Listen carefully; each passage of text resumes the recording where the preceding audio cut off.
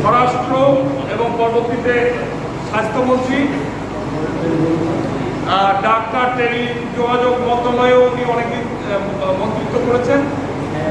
উনি কয়েকদিন থেকে মৃত্যুর সাথে পাঞ্জা লড়ে আজকে কিছুক্ষণ আগে উনি আমাদের ইহজগৎ ছেড়ে দেশে চলে গেছেন। আমরা সকলেই তার আত্মার শান্তি কামনা করে 1 মিনিট দাঁড়িয়ে নীরবতা পালন করব।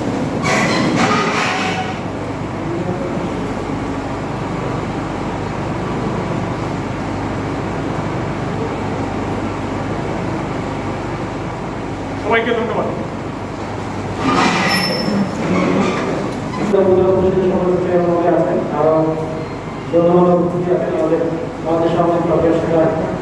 সম্মানিত সভাপতি আছেন, আমাদের মধ্যে আছেন পৌরসভা সমিতি মহোদয়, আমাদের মধ্যে আছেন উপজেলা পরিষদের সভাপতি ভাইস চেয়ারম্যান, আমাদের মধ্যে আছেন অফিসার চেয়ারম্যান থানা, আরও বিশিষ্ট সাংবাদিক এবং এই উপজেলা সুবিধা। তাকে এই পর্যায়ে আমাদের উদ্দেশ্যে কিছু মন্তব্য অনুরোধ করছি আমাদের উপজেলা পরিষদের চেয়ারম্যান, উপজেলা পরিষদ আমরা পরিচয় পর্ব শুরু করে যাবে। পরিচয় পর্ব দিয়ে শুরু করি। শুরুতে আমার পরিচয় দিয়ে শুরু করি। এখন আমার মুর্শিদ রহমান, আমি পাঠাম গত 12/1/2020 সালে এখানে যোগদান করেছি। এইখানে পাঠ্যক্রমের উন্নয়নে কাজ করতে চাই। আমাদের সকলকে ধন্যবাদ।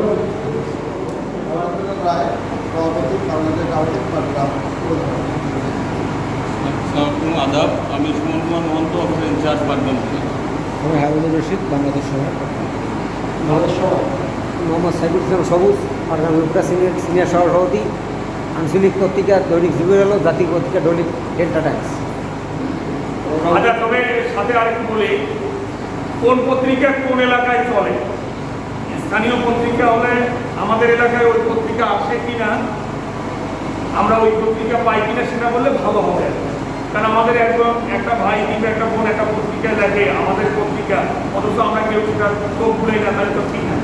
এই জন্য পত্রিকাটা কোথায় চলে, স্থানীয় নাকি জাতীয় দৈনিক নাকি সাপ্তাহিক পাক্ষিক, যেটা এটা একটু বললে ভালো হবে। ঠিক আছে। আমি এর ওয়াইজের প্রতিষ্ঠান সচিব, সংবাদ এবং দৈনিক বাংলা আছে। আমার পত্রিকা পাঠ্যমে আসে দৈনিক বাংলা। বাংলা বাজার কোথায় পাবলিশ কোথা থেকে হয়?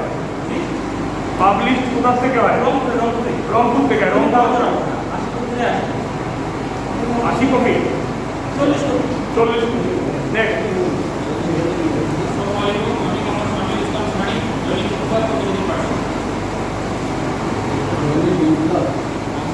দৈনিক শিক্ষা, সংবাদ, সংবাদ। আচ্ছা,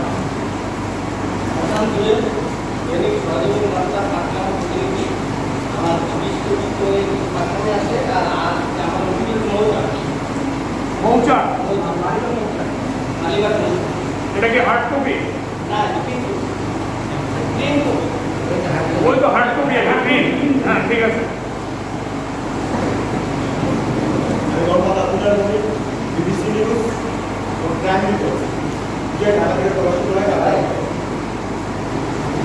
মানে বিবিসি নিউজ বলতে আমরা যেটা বলি সেই নিউজ না, তো এটা হলো প্রিন্ট।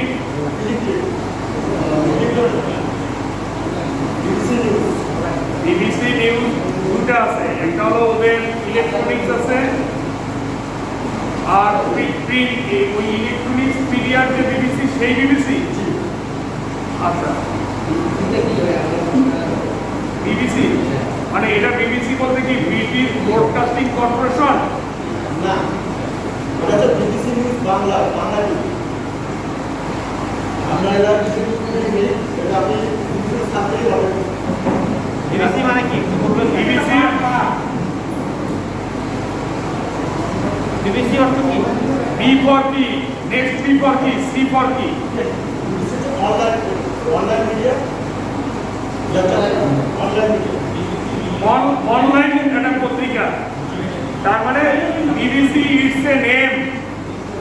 আমরা যে বিবিসি এতদিন দেখে আসছি ব্রিটিশ ব্রডকাস্টিং ইলেকট্রিক কর্পোরেশন, সেই বিবিসি না? আচ্ছা ঠিক আছে, থ্যাংক ইউ। মানব জমিন,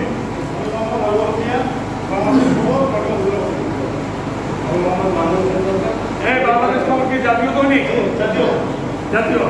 আচ্ছা,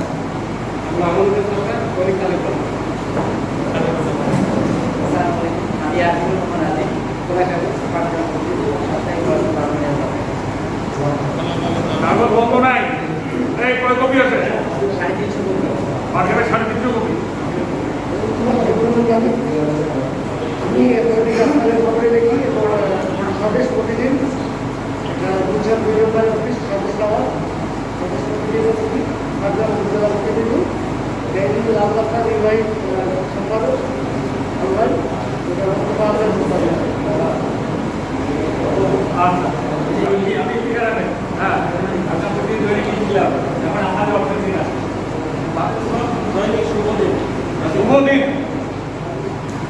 এটা কি জাতীয় দৈনিক নাকি আঞ্চলিক? জাতীয় দৈনিক। এখানে কপি আছে? কপি আসছে স্যার, আগামী মানে গণতন্ত্রের মধ্যে এটা আচ্ছা, দৈনিক স্যার পাঠান টাইমস। হ্যাঁ, পাঠান টাইমস। জুবুল ইসলাম পাটগ্রাম টাইম। আমি রাজুজ্জামান পাঠান টাইমস।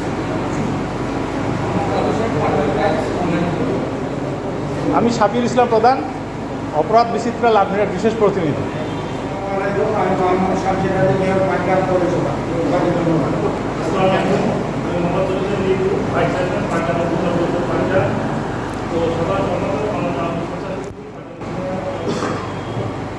সম্মানিত উপজেলা নির্বাহী কর্মকর্তা মহোদয়, সম্মানিত মেয়র মহোদয়, উপজেলা আওয়ামী লীগের সম্মানিত সভাপতি, আমার শ্রদ্ধাভাজন শিক্ষক প্রফেসর, অফিসার ইনচার্জ পাটগ্রাম উপজেলা পরিষদের সম্মানিত ভাইস চেয়ারম্যান মোফাজ্জল হোসেন লিপু সহ আমাদের বিশেষ আমন্ত্রণে পাটগ্রাম উপজেলায় যারা পাটগ্রাম উপজেলার দর্পণ হিসেবে কাজ করেন, আমাদের আর্থসামাজিক উন্নয়ন, আমাদের পরিকল্পনা, আমাদের চিন্তা, আমাদের ভাবনা, আমাদের সম্ভাবনা এবং সমাধান সহ যারা প্রতিনিয়ত কাজ করেন, আমাদের প্রিয় সাংবাদিকবৃন্দ, আমরা আজকে বিশেষ আমন্ত্রণ জানিয়েছি আপনাদের সাথে আমরা মত বিনিময় করব। আমরা পাটগ্রামকে কোন জায়গায় দেখতে চাই,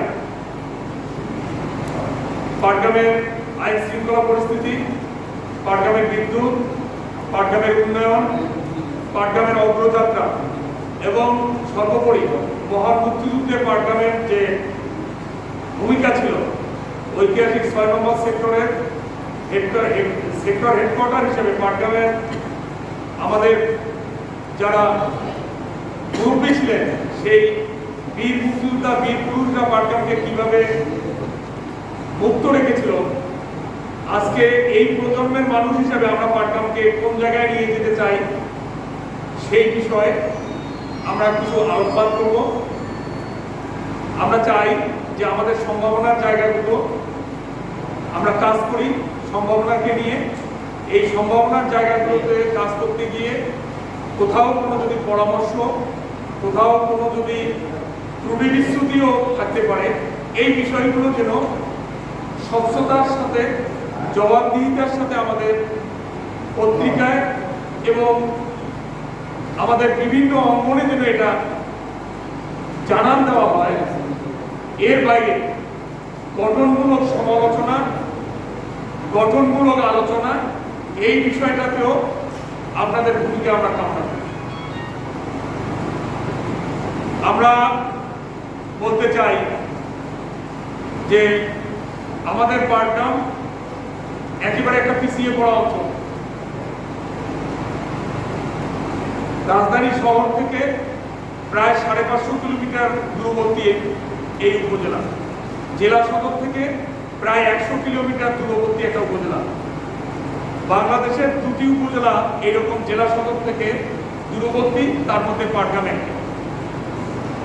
আমরা হর হামেশাই ইচ্ছা করলেও ল এনফোর্সিং এজেন্সি কোনো যদি বড় ধরনের ঘটনা ঘটে তাৎক্ষণিকভাবে আমরা কিন্তু জেলা পুলিশের সহায়তা পাবো না, একটা সার্টেন টাইম সেখানে লাগবেই। আমাদের এখানে যদি অ্যাডমিনিস্ট্রেটিভ কোনো সমস্যা হয় তাৎক্ষণিকভাবে নির্দেশনা পাওয়া যাবে, কিন্তু ফিজিক্যালি কিংবা অন্য বিষয় মনিটরিংয়ের জন্য আমরা ডিস্ট্রিক্ট অ্যাডমিনিস্ট্রেশনের কাউকেই পাবো না, একটা সার্টেন টাইম সেখানেও আমাদের দিতে হবে। তো সেই কারণে আমাদের এলাকার মানুষগুলো অত্যন্ত শান্তিপ্রিয়, যার কারণে সেই রকম কোনো রাজনৈতিক সহিংসতা 2014 সালে একটা হয়েছিল, সেটা কঠোর হস্তে আইন শৃঙ্খলা রক্ষাকারী বাহিনী, যৌথ বাহিনী, সিভিল অ্যাডমিনিস্ট্রেশন সবাই মিলেই সেটাকে দমন করেছিল। এর পরবর্তীতে মুক্তিযুদ্ধের পরে থেকে আজ পর্যন্ত কোনো বড় আকারে কোনো আইন শৃঙ্খলা পরিস্থিতি অবনতি ঘটে নাই। এখানে প্রশাসনিক কোনো ক্রাইসিস কখনো হয়নি। সব মিলে শান্তিপ্রিয় মানুষ হিসাবে আমাদের এলাকার মানুষগুলো সবসময় এখানে স্থানীয় প্রশাসনকে, স্থানীয় জনপ্রতিনিধিগণকে সহযোগিতা করেছে। আমরা মনে করি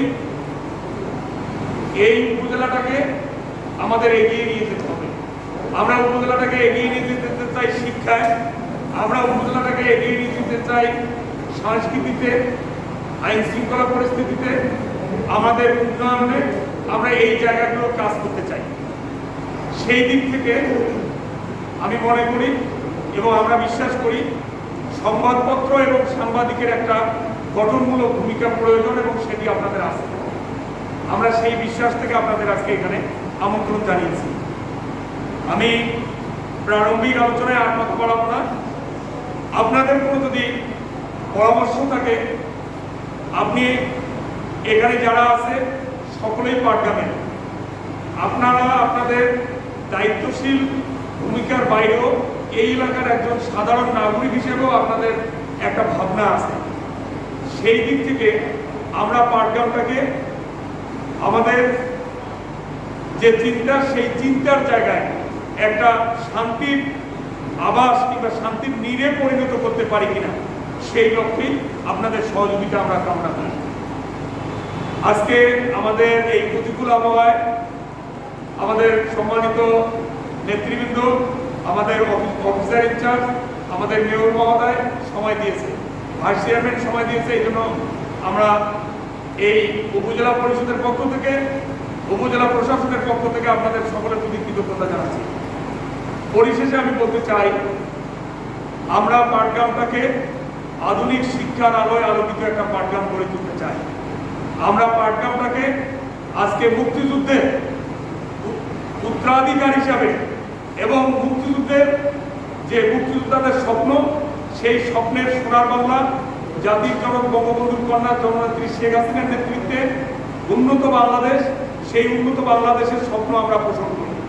সেই কারণে আমাদের যে অন্ধকারাচ্ছন্ন কুসংস্কার এবং অন্যান্য যে খারাপ দিকগুলো আছে, সেগুলোকে পরিহার করে আমরা কিভাবে এগিয়ে নিয়ে যাব পাটগ্রামকে, সেই চিন্তায় প্রতিনিয়ত আইন শৃঙ্খলা রক্ষাকারী বাহিনী, সিভিল অ্যাডমিনিস্ট্রেশন, আমাদের জনপ্রতিনিধি সকলে মিলে আমরা একটা টিম ওয়ার্কের মতো এক লক্ষ্যেই কাজ করে যাচ্ছি। আমাদের সামাজিক অনাচারগুলো যেগুলো আছে, বাল্যবিবাহ, ইফটিজিং, মাদক, এই জায়গাগুলোতে বর্তমান সরকারের মাননীয় প্রধানমন্ত্রী যে জিরো টলারেন্স দেখাতে বলেছেন, সেই লক্ষ্যে আমরা কাজ করছি। তো আমি সকলের সহযোগিতা কামনা করি। সকলের সহযোগিতা নিয়ে আমরা আমাদের স্বপ্নের পাটগ্রাম বিনির্মাণে সকলের সহযোগিতা নিয়ে আমরা এগিয়ে আসতে চাই।